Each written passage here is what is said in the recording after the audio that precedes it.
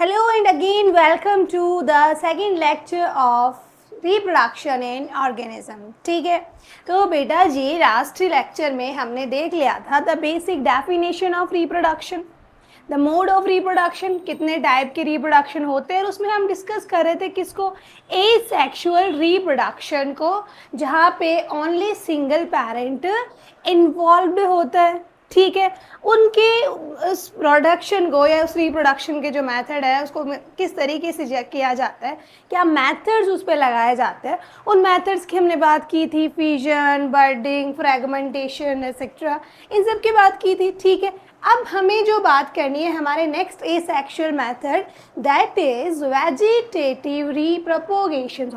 Vegetative propagation. ठीक है, it means vegetative propagation मतलब वेजिटेबल्स प्रोड्यूस होने वाली है. तो समथिंग देखो क्या है, समथिंग रिलेटेड है किससे, प्लांट से. समझ गए. अब देखो यहाँ पे क्या होता है, यहाँ पे मतलब रिप्रोडक्शन का प्रोसेस जो है या न्यू ऑर्गेनिज्म प्रोडक्शन जो है वो कैसे होगा, by the help of plant parts. यानी अपने ही प्लांट पार्ट से हम एक प्लांट अपने ही प्लांट पार्ट से दूसरा प्लांट बना सकता है. वो कौन किस मेथड में आता है, वेजिटेटिव प्रोपोगेशन. फॉर एग्जांपल जैसे रोज़ है, रोज़ का प्लांट होता है, तो रोज़ की जो स्टेम होती है उसी से हम क्या करते हैं, नेक्स्ट रोज़ का प्लांट बनाते हैं ना. ऐसे बहुत सारे प्लांट्स होते हैं जिसके रूट से, स्टेम से, लीफ पार्ट से, अलग अलग पार्ट का यूज़ करके हम दूसरे प्लांट को ऑरिजिनेट करते हैं, and that process is called vegetative propagation. चलिए समझते हैं इसे डिटेल में. तो देखो हाउ वेजिटेटिव प्रोपोगेशन वर्क, ये वेजिटेटिव प्रोपोगेशन काम कैसे करता है. सबसे पहला पॉइंट देखो क्या लिखा हुआ है, in many plants part like root, stem and leaves develop into new plant under appropriate condition. यानी कुछ सूटेबल कंडीशन के साथ में किसी प्लांट पार्ट से, बहुत सारे ऐसे प्लांट्स होते हैं जिनके रूट, स्टेम और लीफ से हम लोग क्या कर सकते हैं, एक न्यू प्लांट डेवलप कर सकते हैं अंडर द सूटेबल कंडीशंस. ठीक है, समझ में आया.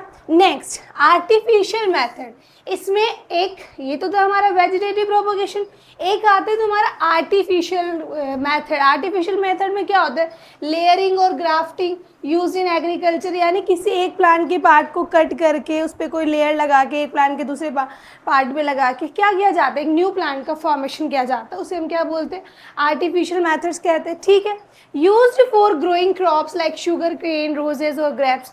और ये किस टाइप के प्लांट्स, क्रॉप्स को यूज़ करने में, नया बनाने में या न्यू प्लांट फॉर्मेशन में मदद करता है, शुगर केन, रोजेस और ग्रेप्स. ठीक है,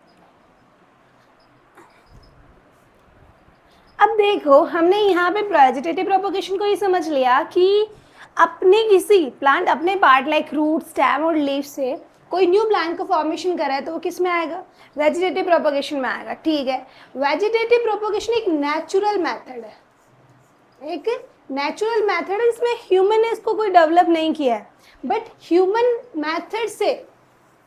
मेथड से अगर हम प्लांट के किसी पार्ट का यूज़ करके, प्लांट के किसी specific part like root, stem का यूज़ करके किसी न्यू प्लांट का फॉर्मेशन कर रहे हैं तो वो किस में आएगा, आर्टिफिशियल मेथड में आएगा. ठीक है, वेजिटेटिव प्रोपोगेशन किसको इंक्लूड कर रहा है, आर्टिफिशियल मेथड को इंक्लूड कर रहा है, but that are by human.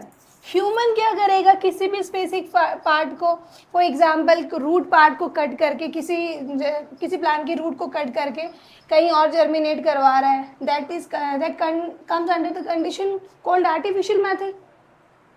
ठीक है, तो ज़्यादा इनमें कोई डिफरेंस नहीं है. डिफरेंस इतना है कि artificial propagation means natural method जो नेचर में ऑलरेडी प्रेजेंट था, जहाँ पे प्लांट के रूट, स्टेम और लीफ पार्ट से एक नया प्लांट जर्मिनेट किया जा रहा है.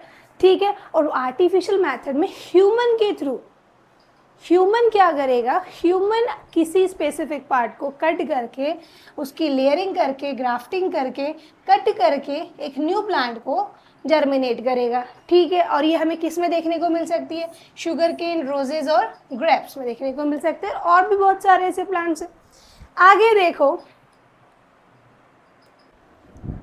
वेजिटेटिव प्रोपोगेशन के जो एडवांटेज है वो क्या है. देखो फास्टर सीडलेस प्लांट और जेनेटिक सिमिलरिटी। फास्टेड मीन्स यानी जो प्लांट सीड के थ्रू जर्मिनेट हो रहे हैं उनसे फास्टर ग्रोथ कौन शो करेगा, कौन सा मेथड शो करेगा, वेजिटेटिव प्रोपोगेशन।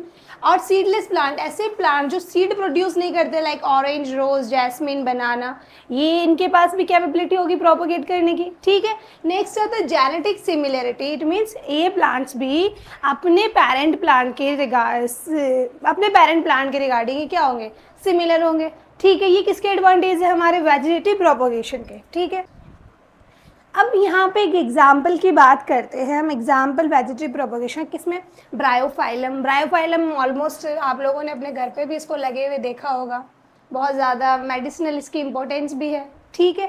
या फिर नॉर्मली बेसिक कभी सुना होगा कि तुम्हें स्टोन है तो इस पत्थर को, इस लीफ को तुम्हें क्या करना, पत्थर चट्टा इसको हिंदी में कहते हैं, तो इसका लीफ तुम्हें खाली पेट खाना चाहिए, जिससे तुम्हारा स्टोन है वो निकल जाएगा, ठीक है। और बाय माई सेल्फ एक्सपीरियंस मैंने भी ऐसे करके देखा, तो ये लाइक उसको खाने के बाद कंटिन्यूसली 1 महीने तक ये जो लीफ का असर दिखा और वो स्टोन जो था किडनी में, जो भी स्टोन था वो रिलीज़ हो गया, उसका पेन ख़त्म हो गया। तो ऐसा मुझे याद है, ठीक है। तो इसमें वेजिटेटिव प्रोपोगेशन में क्या होता है, वेजिटेटिव प्रोपोगेशन कैसे शो करते हैं, इसका जो लीफ वाला पार्ट है, इसका लीफ मार्जिन जो पार्ट है, यहाँ पे क्या, यहाँ पे किसकी ग्रोथ होती है, बर्ड्स की, ठीक है। और इस बर्ड की ग्रोथ होने के बाद में कहीं पे भी अगर ये लीफ गिर जाती है, कहीं भी मॉइस्ट सॉइल में गिर जाती है, ऐसी सॉइल जहाँ पे वाटर की प्रेजेंस है, तो ये एक स्पेसिफिक इंडिविजुअल इंडिपेंडेंट प्लांट में डेवलप हो जाएगा। यानी लीफ से यहाँ क्या हो रहा है, न्यू प्लांट प्रोपोगेट हो रहा है। तो किसके अंडर आ रहा है, ये वेजिटेटिव प्रोपोगेशन के अंडर आ रहा है, ठीक है। नेक्स्ट हम बात करते हैं, अब किसकी हम बात करते हैं, tissue culture, micro propagation. Tissue culture में क्या होता है, देखो, new plants are grown by removing tissue cells from the growing tip of a plant. यानी किसी भी प्लांट के, किसी भी स्पेसिफिक प्लांट के या जो ग्रोइंग टिप पार्ट है प्लांट का, वहाँ से सेल या टिश्यू को क्या किया जाता है, रिमूव करके वहाँ से कलेक्ट करके उसको किसी स्पेसिफिक और सेल्स में रख के, स्पेसिफिक जगह रख के उसको क्या किया जाता है, ग्रो करवाया जाता है। Placed in artificial medium to form a rapid cell group called a callus. यानी पहले किसी स्पेसिफिक प्लांट से क्या कलेक्ट किया, टिश्यू और सेल कलेक्ट किया, ठीक है। उसके ग्रोइंग टिप पार्ट से हमने क्या किया, सेल और टिश्यू कलेक्ट किया, फिर उसे किसी आर्टिफिशियल मीडियम में रखा ताकि वहाँ पे क्या हो, सेल्स रैपिडली सेल्स का एक ग्रुप बने, जिसे हम क्या कहेंगे, कैलस, क्या कहेंगे, callus. Transfer to hormone medium for growth, then place in soil. फिर ऑब्वियसली बात है, प्लांट्स में ग्रोथ के लिए कौन रिस्पॉन्सिबल है, हार्मोन्स रिस्पॉन्सिबल है। और उसे अब कहाँ रखा जाएगा, उस कैलस को कहाँ रखा जाएगा, किसी हार्मोन मीडियम के रखा जाएगा ताकि उसका क्या हो सके, वहाँ पे ग्रोथ हो सके, ठीक है। फिर उसे कहाँ रखा जाएगा, फिर उसे सॉइल में रखा जाएगा, ठीक है। Ills many disease free plants from one parent commonly used for ornamental plants. यानी इससे क्या होगा, जो प्लांट्स होंगे वो ज़्यादा डिजीज़ फ्री होंगे।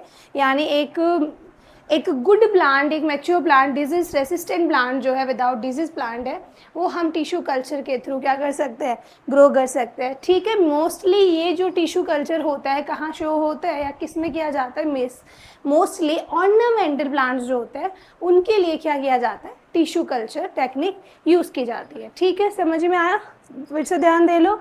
टिश्यू कल्चर में किसी प्लांट के स्पेसिफिक ग्रोइंग पार्ट से सेल या टिश्यू को, सेल या group of cell called tissue को कलेक्ट किया जाता है। उसे कलेक्ट करके किसी आर्टिफिशियल मीडियम में रखा जाता है, वहाँ सेल का ग्रुप बनाया जाता है और उस ग्रुप को हम क्या कहते हैं, कैलस।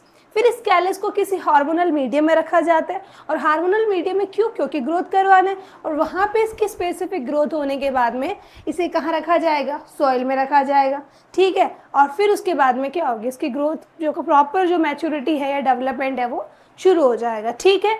ऐसे प्लांट्स डिजीज़ फ्री होते हैं, ठीक है। अगर पेरेंट कोई, मान लो स्पेसिफिक कोई प्लांट है, पेरेंट प्लांट है, वो किसी डिजीज़, इनसे कोई डिजीज़ है या कुछ भी है, तो वो इसके चांसेस इस तरीके से नेक्स्ट प्लांट में ट्रांसफ़र होने के कम होते हैं। और ये किस में देखने को मिलता है, ये ऑर्नामेंटल प्लांट्स जो होते हैं वहाँ पे हमें देखने को मिलता है, ठीक है।